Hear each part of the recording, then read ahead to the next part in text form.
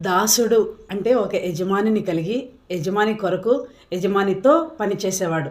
ఈ లోకంలో చాలా రకాలైన యజమానులున్నారు చాలా విధానాలుగా. వారి కింద చాలామంది పనివారుగా, దాసులుగా పిలువబడేవారు కూడా ఉన్నారు. వాళ్ళకి కొన్ని నియమ నిబంధనలుంటాయి. ఖచ్చితంగా వాటిని ఫాలో అవ్వాల్సిందే, అమలు చేయాల్సిందే దాసులు అని పిలువబడేవారు. అలాగే మనందరికి కూడా ఒక యజమానుడున్నాడు. ఆయనే సృష్టికర్త అయిన దేవుడు. ఆయనకి మనం దాసులుగా ఉండాలంటే మనకు కూడా కొన్ని కండిషన్స్, కొన్ని నియమాలున్నాయి. అవి బైబిల్ గ్రంథంలో వ్రాయబడినవి. వాటిలో ఒకటి ఆయన సంతోషపెట్టడమే, దేవుని సంతోషపెట్టడమే.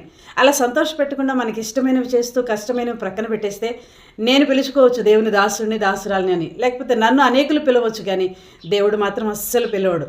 ఏంటి ఆ కండిషన్ అంటే ఖచ్చితంగా దేవుడిని సంతోషపెట్టాలి. బైబిల్ గ్రంథంలో గలతీయులకు రాసిన పత్రిక 1వ అధ్యాయం 10వ వచనంలో ఉంది, మనుషులను సంతోషపెట్టువారు దేవునికి దాసులు కాదు అని వ్రాయబడి ఉంది.